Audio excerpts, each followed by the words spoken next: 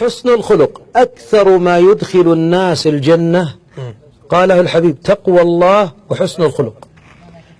إنما بعثت أنا زعيم ببيت في أعلى الجنة لمن حسن خلقه. أثقل ما يكون في ميزان العبد يوم القيامة حسن الخلق. إن أقربكم إلي مجلسا يوم القيامة أحاسنكم أخلاقا. البر حسن الخلق. يا أحبابي، الخلق من أكبر مسببات دخول الجنة، بل هو السبب رقم واحد. ولذلك من أصعب الأمور على كثير من الناس أن يبتسم. ابتسم يا راشد، مكشر الله يحفظك. لا، عشان عيني بس اللي ما عليك الرحمة، بس أداعبك بهذا عشان أبتسم أنا أيضا. هذه تسبيب جعلها دائما إن شاء الله. لأنك تتصدق على كل غني. الغني ما يقبل الريال ولا التمرة ولا الخبزة، لكنك تتصدق عليهم تبتسم. وابتسامتك طلاقة الوجه. طلاقة الوجه ليس الابتسام، ترى بعض الابتسامات صفر وحمر وهين ويضحك يقول هين بعد برا. لا شفت ابتسامة ما هي ابتسامة زين. طلاقة الوجه وكف الأذى وبذل الندى، هذا حسن الخلق. ولذلك أحبابي، راجع ابتسامتك مثل ما تراجع عمتك الزينة ذي وشماغك. ترى بعضنا يوقف عند المراية يزين غترته ويزين مدري وشو، وبعضهم يحط ذاك الدهون الزين ويتطيب، لكن ناسنا وجهه تقول شارب الله سط الليمون. صحيح، نعم. تلقى بعضهم حقيقة إذا نظرت إليه استعدت بالله 7 مرات. تقول حتى في المقبرة جعله ما يجاورني وهو مقبور. وجه سيء. ولذلك أحبابي، إذا قال واحد أنا ما هكذا خلقت، لا، لو هذا الوجه في وجه داعية ما دخل الإسلام أحد. فانظر وابتسم، فإن الوجه مرآته القلب. قلبك أبيض وجهك مبتسم. القلب بعضهم يقول خلقت هكذا، مو بصحيح. هل الإنسان له حق أن يقول حسن الخلق يا شيخ ما أقدر لأن الله خلقني الله حادا صلدا؟ لا، نحن نبتسم أحيانا للحاجة. أيضا آخر سبب. طيب شيخنا، على طاري حسن الخلق، بس الآن كل من سألته مثلا، لو أسأل كل الشباب الموجودين كيف أخلاقكم، يقول أخلاقنا توب، ما حد بينتقد نفسه. فأعتقد أن حسن الخلق يعني هذه هي بس فقط ابتسامة، وإلا مثلا آذاني شخص وبهذلني وجيت أنا وقابلت الإساءة بالإساءة، هنا أقول والله هو المخطي وأنا حاسن أخلاقي معه، لكن هو السيء. وش حسن الخلق؟ خلينا نفهم يا شيخ. حسن الخلق أيها الأحباب هو أن يكون ظاهرك طلقا وباطنك نقيا، وأن يكون لسانك عفا.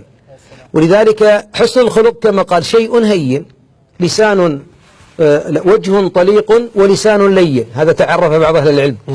لكن عليكم السلام، رد الإساءة بإساءة، الله يقول لا يحب الله الجهر بالسوء من القول إلا من ظلم.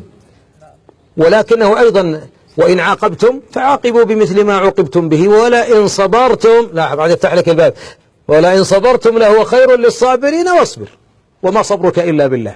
ولذلك الإنسان إذا ما استطاع أن يكظم غيظه فله أن يقتص في حدود، فقط في حدود المظلمة. لكن وش نقول؟ أخذك للمظلمة حق شرعي.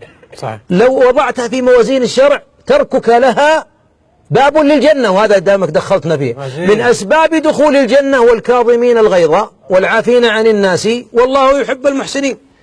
ولذلك أحبابي يمكن ما ندخل الجنة إلا بكظم الغيظ ونحن قادرون على إنفاذه. الحبيب يقول من كظم غيظا وهو قادر على أن ينفذه، حاشاكم مهو برخمة، رجال يرد الصاع صاعين ويسرق الكحل من العين على ما قالوا، رجالا مصيبة، لكن تاركها لله. من كظم غيظا وهو قادر على أن ينفذه دعاه الله يوم القيامة على رؤوس الخلائق يخيره من الحور العين ما شاء. هذا سبب من أسباب دخول الجنة حسن الخلق. وترى أحبابي حسن الخلق مشروع العمر. عدل، زيد، افعل. ومن اللي يقدر؟ كلام أبو عبد الله جميل. بعض الناس يقول إني حسن الخلق. من اللي يشهد لك بحسن الخلق؟ أيوة هذا أيوة، امسك أعصابك الله يحفظك. أول من يشهد لك بحسن الخلق زوجتك إذا تزوجت. الله لا يفضحنا، صحيح؟ الثاني الوالدين، لأنك قد تخرج من الوالدين أحيانا. فخيركم خيركم لأهله، أهل البيت كله، لكن الزوجة ما في كذب، أنت كما أنت. ولذلك تلقى هاي الله يطول عمرك كذا، ثم إذا دخل يا ولد مد الله جعل عاليها سافلها ولعن وشتم، ثم إذا قالوا في ضيف عند الباب البس الغتة، أرحب ومسهلة ما شاء الله، تغيرت ترحب برا وداخل عذاب. باطنه فيه العذاب وخارجه فيه الرحمة، هذا عاكسها. ولذلك أيها الأحباب شهادة المحيط، بعض المديرين يقول أنا أخلاقي طيبة، اسأل الموظفين الصغار، صادق، اسأل الطفل الصغير. ترى الطفل الصغير إذا دخلت الحين عليه جاء الطفل بعضهم يروح لعمه ويترك أبوه، صحيح؟ صح. يروح بابا سلم يا ولد، وش أسلم؟ ما في رحمة. وش أسلم؟ الله لا يسلط عليه. حتى القبلة يغتصبها اغتصاب، يمسكه مع اذنيه، اسال الله. ويروح الضعيف يقول فكني والله توبه اني ما.